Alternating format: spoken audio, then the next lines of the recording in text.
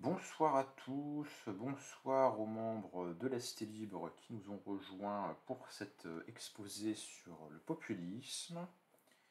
Alors ce soir, je vais essayer de vous présenter de manière claire cette notion de populisme qui est abondamment citée dans le commentaire politico-médiatique de ces dernières années. Dans un instant, je vais dire un mot de la genèse de cette notion dans le débat public français, mais vous aurez remarqué, déjà premier point, que depuis 5 ans, depuis le deuxième tour de l'élection présidentielle de 2017, on a beaucoup moins parlé, je trouve, on a beaucoup moins employé dans le débat public cette notion de populisme. On a un reflux de la notion de populisme. C'est une intuition personnelle, hein, j'ai pas fait d'études de stats pour le prouver, hein, mais j'ai le sentiment on a un recul de cette notion, et ce n'est évidemment pas sans lien avec les réorientations politiques de certains partis d'opposition, le Front National à droite, la France Insoumise à gauche, hein, qui, n'ayant plus tout à fait la même ligne que la dernière fois, se sont moins fait attaquer de ce terme de populisme, puisque la première idée qu'on peut avoir sur le populisme, c'est que c'est évidemment un stigmate. Alors comme tous les stigmates, ça peut être réapproprié par les gens qui le subissent, hein, de même qu'il y a des PD qui se disent PD pour prouver que ça leur fait rien d'utiliser ce terme. De même, il y a des gens qui se font traiter de populisme et qui le reprennent comme un terme amélioratif pour eux-mêmes.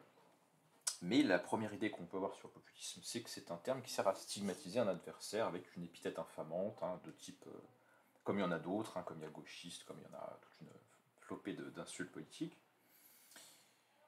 Euh, et cette étiquette infamante de populiste, qui à mon avis n'a guère été utilisée dans le débat public avant les années 2000 au minimum, même si on verra qu'elle a une généalogie intellectuelle plus longue que ça, mais le fait que ce soit devenu une véritable catégorie du débat public, c'est quelque chose qui date des 20 dernières années au maximum, en France en tout cas.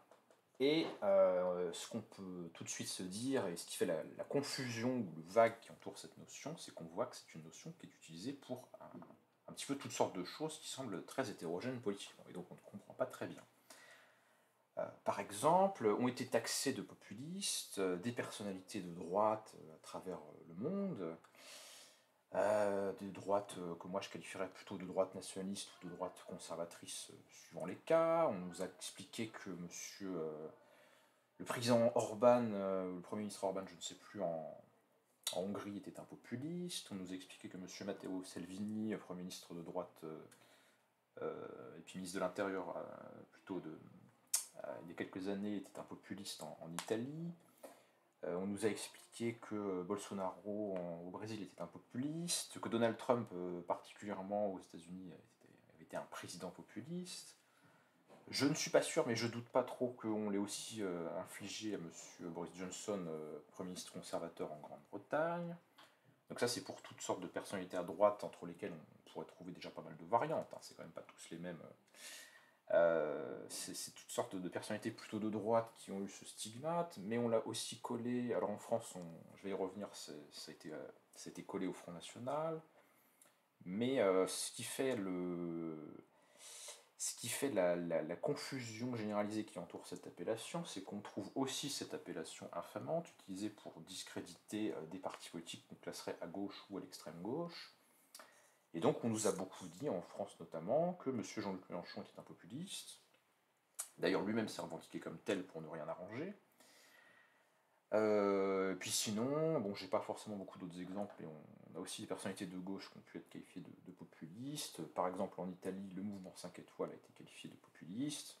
Alors certains considèrent que c'est pas un mouvement qui est entièrement à gauche ou qui aura des tendances internes. Bon, c'est un peu discuté, mais voilà, ça a aussi été utilisé pour qualifier des mouvements de gauche, si bien qu'on en arrive à l'idée qu'il y aurait des populistes de droite et des populistes de gauche. Bon. Mais une fois qu'on a dit ça, on sait toujours pas ce que c'est. Alors sur la genèse, disons, du signifiant, hein, du terme, du mot de populisme, la plupart des livres de sociologie ou d'histoire qui essaient de réfléchir à cette notion font toute une généalogie qui est en elle-même intéressante, mais dans laquelle je ne vais pas rentrer ce soir, hein. Donc c'est un terme dont on peut faire remonter l'origine à la Russie de la fin du XIXe siècle, dans laquelle il existait un mouvement populiste. un mouvement basé sur des forces agraires qui contestaient la modernisation de la Russie, etc., etc. Donc voilà, c'est de là que ça vient, ça a donné cette appellation. On trouve aussi des courants dits populistes à la même époque aux États-Unis, donc dans une société quand même assez différente, hein. À la fin du 19e siècle, il y a cet usage de la catégorie de populiste pour des mouvements, là encore, agraires américains, qui là encore s'opposent à la modernisation industrielle et commerciale qui caractérise les États-Unis de l'époque de la progressive era, hein, l'ère progressiste, juste avant entre la fin de la guerre de sécession et le début de la Première Guerre mondiale. Et puis encore, l'appellation de populisme par diffusion s'est diffusée en Amérique latine, a été utilisée pour qualifier des mouvements et des partis politiques dans différents pays d'Amérique latine, a été utilisée pour caractériser des régimes, hein, en Amérique latine. D'ailleurs, c'est le seul continent où le populisme a donné des régimes et pas simplement des mouvements ou des partis politiques. Et puis, et donc voilà, donc déjà on a cette étiquette qui a beaucoup circulé sur plusieurs continents pour qualifier des forces politiques très hétérogènes. Et donc ça nous montre une véritable mystère quoi, sur la signification que pourrait avoir ce terme vu l'ampleur des attributions auxquelles il a donné lieu. Sur la genèse de l'appellation de populisme dans le débat public français, on peut noter que un politologue français qui s'appelle Pierre-André Taguieff, qui est directeur de recherche au CNRS, donc ce qui est le sommet de la hiérarchie en termes de recherche académique, a utilisé l'appellation de populisme dans les années 80 à propos du développement du Front National de Jean-Marie Le Pen. Hein, Wikipédia nous apprend que Taguieff était insatisfait de l'appellation d'extrême droite pour le Front National qu'il considérait être un terme polémique qui n'avait pas beaucoup de sens, et il a préféré développer l'appellation de national-populisme pour qualifier le Front National, et à la suite des travaux de Taguieff, il y a un certain nombre d'autres auteurs qui ont commencé à utiliser cette catégorie, et ça s'est importé en anglais, chez les politistes anglais, qui se sont mis aussi à parler de populisme. Donc, là encore, c'est sur les origines un petit peu linguistiques de l'usage de la catégorie, du terme de populisme. J'ai pas dit la catégorie, j'ai dit le terme. Donc le mot populiste, il se diffuse dans les discussions de sciences politiques, d'histoire contemporaine sur les partis politiques. À partir de ce contexte-là, de cette époque des années 80-90, des travaux de Taguieff, et à mesure que l'appellation se répand dans le débat public, à mesure que de nouveaux partis ou de nouvelles personnalités sont qualifiés de populistes, ou voire parfois se revendiquent elles-mêmes populistes, comme par exemple le Mélenchon, à une période en tout cas, ça devient de plus en plus confus. Voilà, c'est vraiment ce qui domine les travaux sur cette catégorie. Les chercheurs essaient de définir, d'expliquer, de réfléchir à la nature de ce que serait le populisme ou les populismes au pluriel, mais c'est extrêmement obscur. Et là, je mets en incrustation un article de Marc Lazare qui fait une espèce de synthèse de 7 livres français et anglais sur la notion de populisme. On y retrouve notamment le dictionnaire des populismes au pluriel, dirigé entre autres par Olivier Dard, ouvrage sorti en 2019 qui fait plus d'1 millier de pages, qui montre un petit peu l'ampleur de tout ce qui peut avoir un lien avec cette notion, et le pluriel qui est employé dans le titre montre là aussi qu'on veut insister sur la diversité des populismes, sans forcément, et c'est un peu ce que je reproche à ce type de démarche, qu'il y ait une tentative de clarifier cette notion, d'en faire un véritable concept abstrait et général, et qui couvrirait vraiment tous les cas par une bonne définition générale.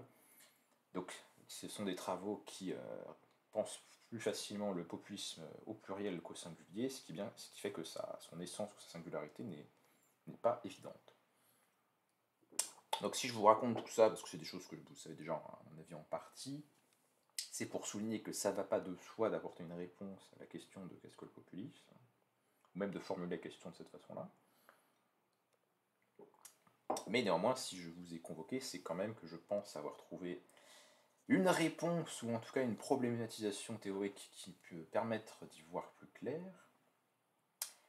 Et c'est pourquoi je vais vous parler d'un ouvrage qui a fait l'objet d'un compte-rendu sur le site La Vie des idées. Donc moi je vous ai mis un lien de mes notes sur le livre, mais si vous voulez lire l'article d'origine, c'est cet article-là. Alors cet article de La Vie des idées qui a été écrit par Tristan Guerra est un compte-rendu d'un livre traduit de l'anglais. Alors ce livre a été publié en anglais dans la collection A Very Short Introduction, une très courte introduction, et c'est une collection qui est très intéressante. Je fais une petite parenthèse commerciale, même si je ne suis pas payé pour, sur cette collection, parce que c'est une collection qui est faite que par des spécialistes du sujet donné, qui font des livres par notion, c'est-à-dire qu'en anglais vous avez populisme, une très courte introduction, la philosophie politique, une très courte introduction, la sexualité, une très courte introduction, la géopolitique, une très courte introduction, etc. Donc c'est que des titres qui font des présentations notionnelles, et ça c'est très très bien, et c'est vraiment bien construit, pas très loin à lire puisque c'est des livres très courts, et fait par des spécialistes du sujet, donc c'est une très bonne collection. Et il se trouve que quelqu'un a eu la très bonne idée de traduire en français la version anglaise de ce livre-là, ce qui donne donc brève introduction au populisme dans la traduction française, par plusieurs auteurs, deux auteurs, et voilà, c'est à partir du compte-rendu français de la traduction de ce livre que je vais vous faire un petit peu un exposé sur la théorisation que les auteurs proposent de la notion de populisme.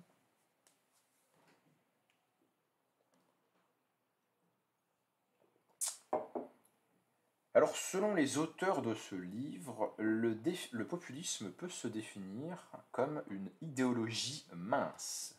En anglais, thin ideology. Donc une idéologie mince, ce serait une idéologie qui est très pauvre en termes de contenu, quoi, hein. C'est-à-dire qu'il n'y a pas beaucoup de matière, il n'y a pas beaucoup de caractéristiques pour donner un contenu à une idéologie de ce type-là, par opposition aux idéologies épaisses qui seraient denses intellectuellement. Donc le populisme, ce serait le contraire, ce serait déjà un ensemble d'idées assez pauvres et assez facile à définir. Et alors, ce serait quoi les idées constitutives du populisme en tant qu'orientation d'idées, en tant qu'idéologie? Premièrement, le populisme, ou les populistes, les gens qui sont populistes, considèrent que la société est séparée en deux camps, à la fois homogènes et parfaitement antagonistes. Le peuple pur, entre guillemets, et l'élite corrompue, entre guillemets. Et le populiste prétend que la politique ne peut être que l'expression de la volonté générale du peuple. Donc on oppose des représentations, des catégories sociales qu'on a constituées par la théorisation, et donc deux acteurs s'opposent, le peuple pur et l'élite corrompue. Alors le peuple, c'est dans la version populiste de cette notion, c'est une communauté symbolique idéalisée, un corps politique pur et homogène, construit au travers d'une série de signifiants culturels, ethniques ou socio-économiques. Cela fait du populisme un monisme idéologique en ce que son imaginaire fonctionne selon une logique de simplification. Le populisme articule ainsi une pluralité de demandes sociopolitiques auxquelles elle façonne une identité commune dans la figure du peuple.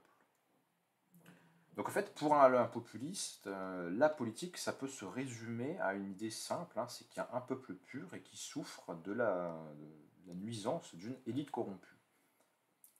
Donc c'est vraiment une idéologie qu'on peut considérer comme pauvre, parce que c'est simple à comprendre et que ça simplifie extrêmement les problèmes publics ou les questions qui pourraient avoir lieu de se poser dans une société politique.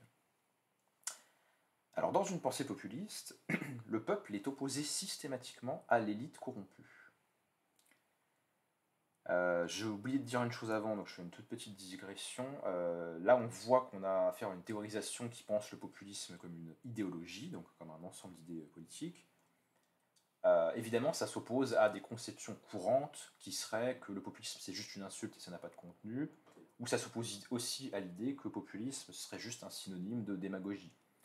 Parce qu'on voit bien que les gens qui utilisent l'appellation de populiste dans les débats publics comme un disqualifiant, en fait, ils pensent, ils pensent souvent que, enfin, en fait, quand ils disent populiste, ce qu'ils veulent vraiment dire, et ce qui serait plus juste de dire dans un bon français, c'est qu'ils pensent à une figure politique qui serait un démagogue. C'est-à-dire un démagogue, c'est celui qui raconte au peuple ce qui lui fait plaisir pour avoir ses faveurs, quand bien même ce qui lui fait plaisir serait totalement erroné et contraire au bien public. Voilà. Ça, c'est la figure du démagogue, hein, qui est une menace permanente des sociétés démocratiques, évidemment. Mais voilà, c'est-à-dire que si le populisme c'est juste un synonyme de démagogue, bah, finalement c'est un terme en plus qui n'a pas vraiment d'intérêt, on pourrait s'en passer. Et voilà, il n'y aurait pas de sujet si populisme c'était juste un synonyme de démagogie. Mais la théorisation qui nous est apportée propose de donner un véritable sens authentique à cette notion qui fait que ce n'est pas du tout réductible ou assimilable à la démagogie. Donc dans une pensée populiste, on a un peuple qui est opposé à une élite corrompue. Et aussi bien que le peuple que l'élite sont systématiquement des groupes parfaitement homogènes, indifférenciés. L'élite est totalement dissemblable du peuple qu'elle domine et qu'elle gouverne de façon oppressive. Il y a une idée que l'élite est un problème pour le peuple. L'élite, elle est organisée en oligarchie ou en caste tyrannique qui s'est arrogé le monopole du pouvoir politique, mais aussi économique, culturel et médiatique, au détriment du peuple. Donc les deux premières idées, c'est opposition peuple-élite, le fait que chacun est un bloc homogène, le fait que l'une opprime l'autre, et enfin, troisième élément de la pensée populiste, la volonté générale fait du peuple souverain la source exclusive du pouvoir politique. Donc cet élément-là, si on le prenait en lui-même, on pourrait dire que finalement c'est un trait plutôt démocratique, ou en tout cas qui pourrait tendre vers une certaine forme de démocratie. Ce qui contrarie ou contrevient à certaines idées courantes qu'on a du populisme, puisqu'un certain nombre de spécialistes de sciences politiques, mais également un certain nombre de gens qui utilisent cette notion de façon péjorative au sens courant, tendent à dire que les populistes seraient des antidémocrates, alors que selon la théorisation que nous proposent ces auteurs, est-ce que c'est des démocrates? On ne sait pas, mais en tout cas, il y a une revendication que la vraie source de la légitimité politique, elle vient du peuple. Alors, ça, c'est vraiment présent dans les discours de type populiste. Alors, autre élément, c'est que pour les populistes, la souveraineté populaire doit s'exercer sans entrave ni contre-pouvoir, et donc il faudrait se débarrasser du caractère représentatif de la démocratie. Alors je précise qu'on a affaire à des anglo-saxons, évidemment, et donc ça ne les dérange pas de parler de caractère représentatif de la démocratie, comme s'il n'y avait pas une contradiction dans les termes entre élection représentative et démocratie, hein, pour ceux qui connaissent bien Aristote, ou la typologie des régimes aristotéliciennes. Bon. En fait, ce qu'il faut comprendre là-dedans, c'est que les populistes vont avoir tendance à dire que ce qui bloque l'émancipation du peuple par rapport à l'élite corrompue, c'est des règles, des systèmes juridiques, des normes constitutionnelles ou des contre-pouvoirs, notamment le rôle de la presse, qui finalement sont des entraves à l'expression pure et simple de la volonté générale, qui, un petit peu comme chez Rousseau, est toujours bonne. Tandis que les antipopulistes auront tendance à dire que les normes, les règles, la constitution, les contre-pouvoirs, le respect des minorités et des droits individuels sont très importants et que on ne peut pas laisser la démocratie choisir n'importe quoi. Donc ils vont défendre une limitation finalement de l'exercice de la volonté populaire par un système de règles juridiques formelles. Et ils vont défendre plutôt la représentation contre l'expression directe du peuple, plutôt un système parlementaire ou représentatif contre l'expression directe de la volonté du peuple. Alors les populistes ont une prétention à faire triompher cette volonté générale de la majorité silencieuse, entre guillemets, à partir du bon sens, entre guillemets, du peuple, en privilégiant avec lui un lien direct, sans médiation, plus authentique. L'opposition du peuple et de l'élite s'exprime dans le populisme en termes profondément manichéens. C'est le bien contre le mal. Alors que dans le socialisme, l'opposition entre le peuple et les élites est basée sur le concept de classe, et dans le nationalisme sur celui de nation, l'antagonisme s'origine dans le cas du populisme dans son caractère moral. Pour les populistes, l'essence du peuple réside ainsi dans sa pureté, dans le sens où celui-ci est authentique, tandis que les élites, elles, sont fondamentalement impures. La pureté et l'authenticité du peuple font appel au registre de la moralité.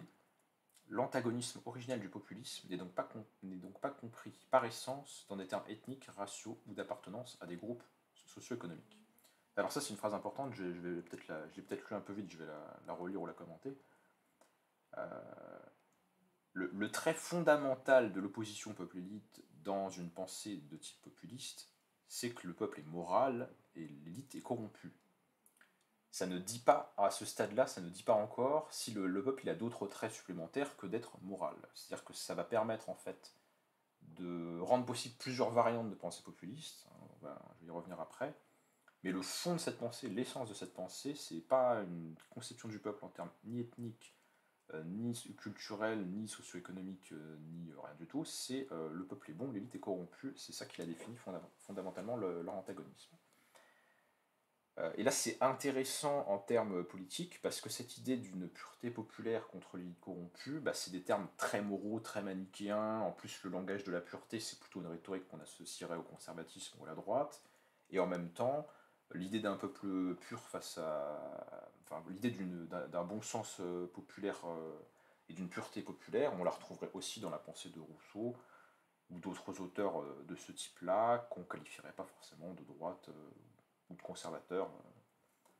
Donc ça se prête, si vous voulez, cette caractérisation-là purement morale de l'antagonisme, ça se prête à une certaine plasticité politique qui fait qu'on va pouvoir effectivement avoir des variantes de populisme qui seront de droite ou de gauche, suivant les cas.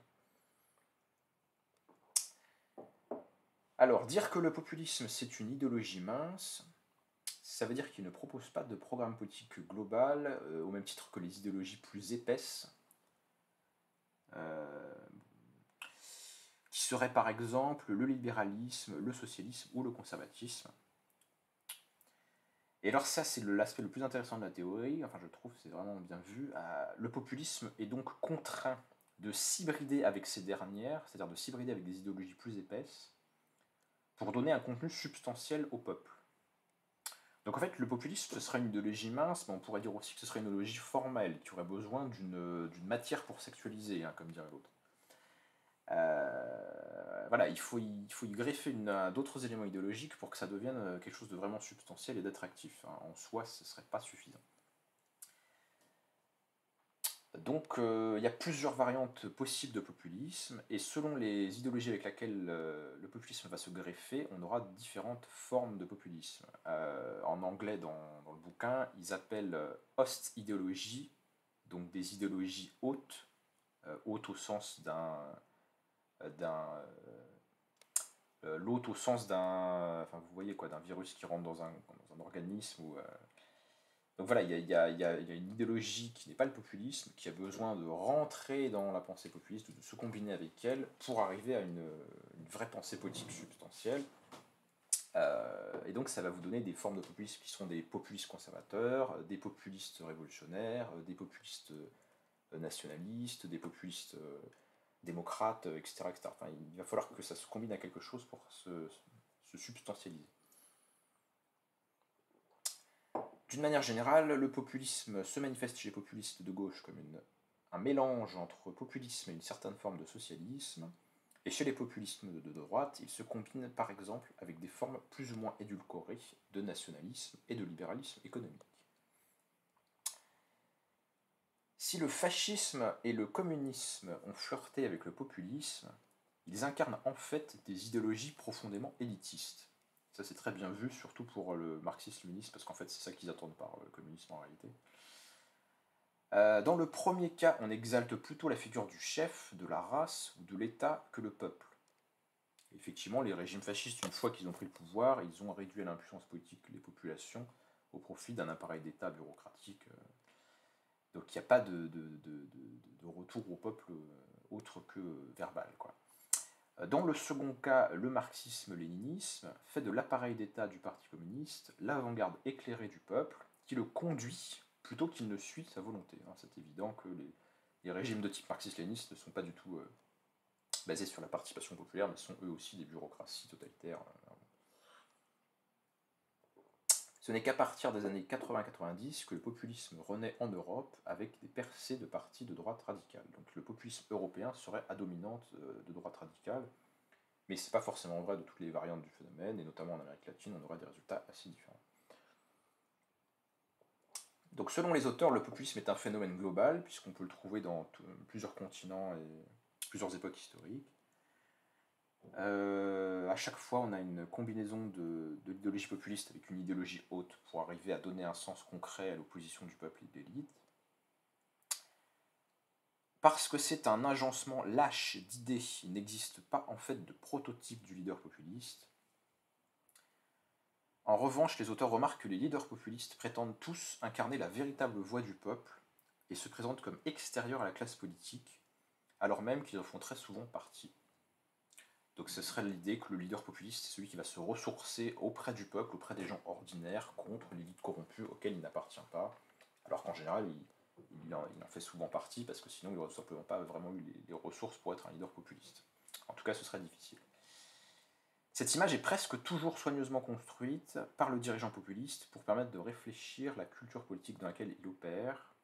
Par exemple, la figure de l'homme fort sera plus efficace dans une société plus machiste et traditionnelle, tandis que la figure du populiste entrepreneur, comme par exemple Silvio Berlusconi en Italie, concernera des sociétés capitalistes et matérialistes.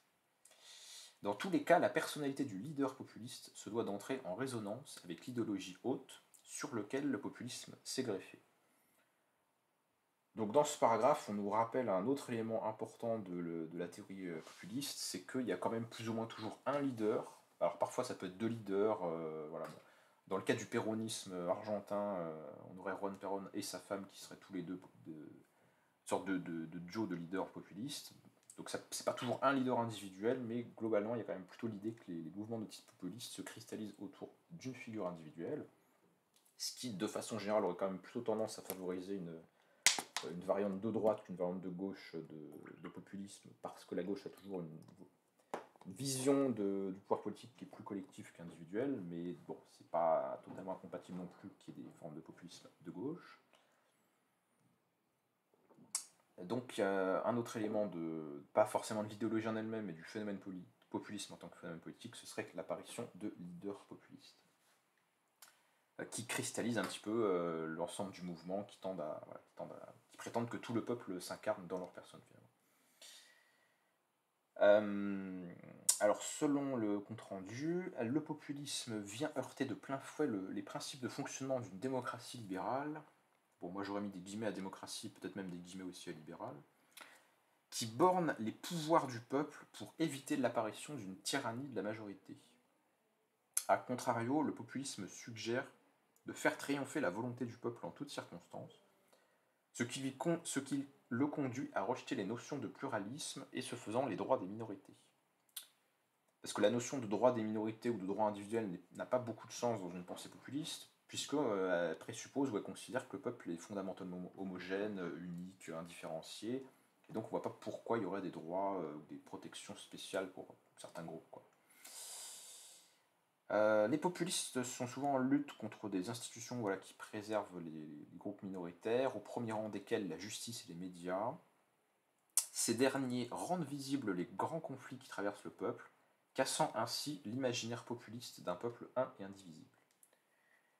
Les populistes essayent ainsi régulièrement d'exploiter la tension inhérente aux démocraties libérales. Ils cherchent à garantir un équilibre harmonieux entre la règle de la majorité et les droits des minorités. Les populistes s'en prennent à toute remise en cause de la règle de la majorité, en particulier par les instances non élues, comme une atteinte à la démocratie elle-même. Donc ce serait une forme de démocratie, c'est l'idée suivante, justement. Ce qui amène à dire que le populisme pourrait développer une forme de démocratie radicale ou de démocratie illibérale. Alors ça, c'est une autre expression qu'on doit, je crois, à M. Taguieff, ou à des gens du même genre, que j'aime pas du tout, mais bon, si on passe sur le terme que je trouve affreux et peu sensé en termes d'histoire des idées, on voit que l'idée, c'est quand même de lutter, moi je dirais plutôt que c'est une volonté de lutter contre un système politique de régulation juridique qui serait devenu trop complexe, qui empêcherait l'action politique, qui ferait que ce sont des minorités et non pas la majorité qui gouvernent réellement. Il y a une forme d'opposition au régime représentatif en fait et au parlementarisme plus qu'à la démocratie en elle-même.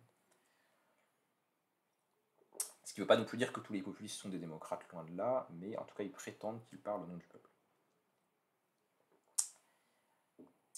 Dans l'approche idéationnelle, donc une approche conceptuelle qui a été développée, on pourrait dire que ce qui a été fait là, c'est un idéal type au sens de Max Weber, c'est un archétype du populisme qui a été conceptualisé. Le populisme n'est pas en soi un bien ou un mal pour le système démocratique. Il peut jouer un rôle tantôt négatif, tantôt positif sur la démocratie. Voilà, je pense que c'est une théorisation qui est très intéressante de la notion de populisme. Je reviens rapidement sur le schéma que j'ai posté dans le textuel, mais finalement c'est un schéma qui ne fait que reprendre des idées qui ont été exprimées dans le corps de l'article. Je l'affiche en même temps sur mon enregistrement. Donc le schéma que j'ai fait, simplement, ça nous montre les différents éléments de la théorisation. Donc d'un côté on a un pôle de la pureté morale, qui est exprimé par un peuple qui est conçu comme homogène, éventuellement dirigé par un leader singulier ou des leaders pluriels, mais fondamentalement le leader ne fera que se prétendre l'expression simple du peuple, il ne prétendra pas parler au nom de lui, au nom d'une élite, il prétendra parler au nom du peuple dans son ensemble. Ce qui laisse là aussi penser que c'est quand même un phénomène, le populisme, de l'époque contemporaine et d'une société qui s'achemine plus ou moins quand même vers la démocratie, parce que voilà, au Moyen-Âge ou dans des sociétés qui ne seraient absolument pas démocratiques, on n'aurait pas cette prétention à s'exprimer au nom du peuple en tant qu'acteur politique. Donc cette zone de la pureté morale, c'est là où se forme l'idéologie populiste. L'idéologie populiste, elle part d'un conflit essentiel entre le peuple et une élite qui, elle, n'est pas morale, mais corrompue et légitime. Alors pour des raisons qui peuvent varier, ça dépend de la théorie en question. Mais voilà, l'élite, elle est conçue comme pas du tout comme le peuple, donc pas du tout comme le peuple en termes qui peuvent être économiques, culturels, raciaux, morales, enfin voilà, ça peut être différents éléments qui fait que l'élite, elle n'est pas du tout comme le peuple, mais en tout cas, il y a une position, il y a un clivage qui s'est tranché entre les deux ensembles. Et enfin, pour que l'idéologie populiste prenne une forme structurée, comme elle ne se suit pas elle-même parce que c'est une idéologie pauvre ou une idéologie fine, eh bien, elle a besoin d'une absorption d'autres éléments idéologiques pour devenir mobilisatrice et donner au peuple un sens substantiel. Et donc, elle peut se greffer avec des formes de nationalisme, elle peut se greffer avec des formes de conservatisme, elle peut se greffer avec des formes de revendication de gauche, socialiste révolutionnaire, de gauche radicale. Et à chaque fois, ça donnera au peuple une acceptation légèrement différente, ce qui fait que les populistes, quand ils parlent du peuple, ils ne parlent pas tous de la même chose, parce que justement, ils n'ont pas tous la même forme de populisme. Ce qui crée beaucoup d'ambiguïtés, mais c'est précisément ces ambiguïtés, me semble-t-il, que la théorie peut permettre de dissiper. Je vous remercie.